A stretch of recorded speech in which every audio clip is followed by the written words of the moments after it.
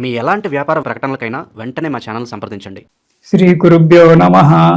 శ్రీ మహాగణాధిపతయే నమః. కర్కాటక రాశి. ఈ శ్రావణ మాసంలో కర్కాటక రాశి వారికి కొంత అనుకూలంగానే ఉంటుంది, కొన్ని ఇబ్బందులు కూడా ఉంటాయి. భూములు కొనుగోలు చేయడం జరుగుతుంటుంది. చేసే పనుల యందు విజయం సాధించడం అనేటువంటిది జరుగుతుంది. కాకపోతే కొన్ని పనుల వల్ల ఆటంకాలు ఏర్పడి ఇబ్బందులుగా కూడా ఉండొచ్చు. నిరుద్యోగులకు ఆశాభంగం ఏర్పడుతుంది.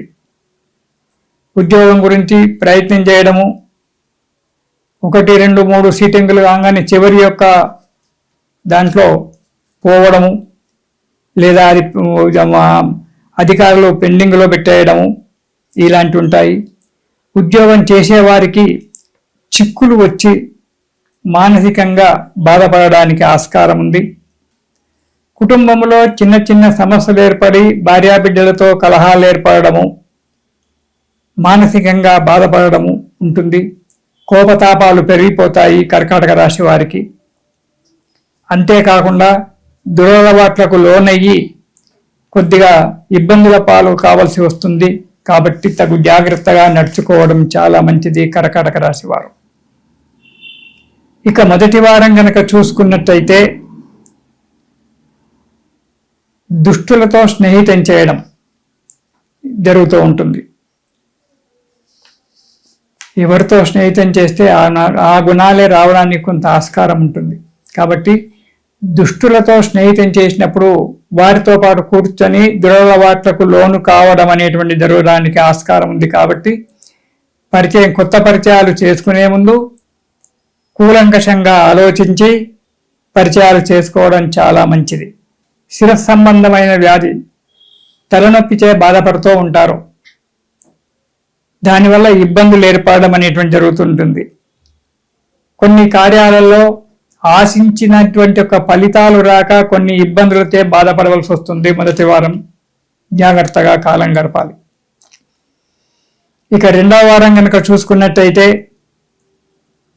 మీరు అనాలోచితమైనటువంటి ఒక పనులు చేసి అపభ్రంశమైనటువంటి ఒక మాట, అసందర్భము అపభ్రంశము రెండు, అపభ్రంశమైనటువంటి ఒక మాటలు, అసందర్భమైనటువంటి ఒక మాటలు మాట్లాడి సంఘంలో కీర్తి ప్రతిష్టలకు దెబ్బతెచ్చుకుంటారు. కాబట్టి జాగ్రత్త. వాక్కు నోట్లో నుంచి ముఖంలో నుంచి వాక్కు బయట పడే కంటే ముందే జాగ్రత్త పడాలి. ఏ వాక్కును ఎలా ఉపయోగించాలి అనేటువంటి. వాక్కు బయటపడిన తర్వాత ఎవరము ఏమీ చేయలేము. కాబట్టి తగు జాగ్రత్తగా వాక్కును ఉపయోగించాలి. వృత్తిలో కొన్ని చిక్కులు రావచ్చు, కొంత మోసపోవడం అనేటువంటి కూడా జరగవచ్చు. ముఖ్యంగా మీరు నమ్మిన వారే మిమ్మల్ని మోసం చేయడానికి ఆస్కారం ఉంది. కోపతాపాలన్నీ కూడా పెరిగిపోతాయి. అసందర్భ ప్రేలాపనల వల్ల కొన్ని అనుకోని చిక్కులు తెచ్చుకుంటారు మీ చేతిలో మీరు. దానివల్ల ఇబ్బందుల పాలవుతారు. జాగ్రత్త. ఇక మూడవ వారం కనుక చూసుకున్నట్టయితే మీరు ఊహించినటువంటి కొన్ని కష్టాలు రావడానికి ఆస్కారం ఉంది. చేసే పనిలో ఆదాయం మంచిగానే ఉంటుంది, కానీ ఖర్చులు అధికంగా రావడానికి ఆస్కారం ఉంది. మనోనిబ్బరాన్ని, అధికమైనటువంటి ధనము ఖర్చు కావడం వల్ల మనోనిబ్బరం కోల్పోతారు. ఎంత కష్టపడ్డా ఫలితం లేదు అనేటువంటి ఒక భావనలో ఉండిపోవడం జరుగుతుంటుంది.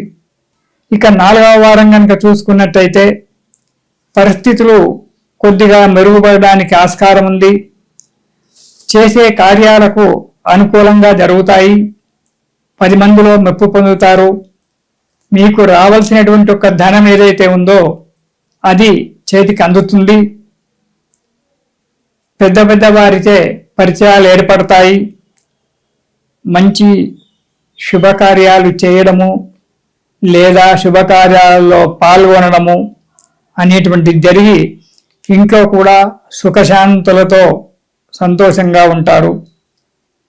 కాబట్టి ఈ రాశి వారు ఈ చిన్న చిన్న కష్టాలు పోవడానికి దుర్గా స్తోత్రం ప్రతిరోజు పారాయణం చేయండి.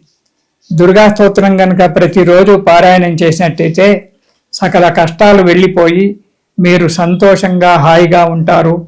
ఇది శుభం.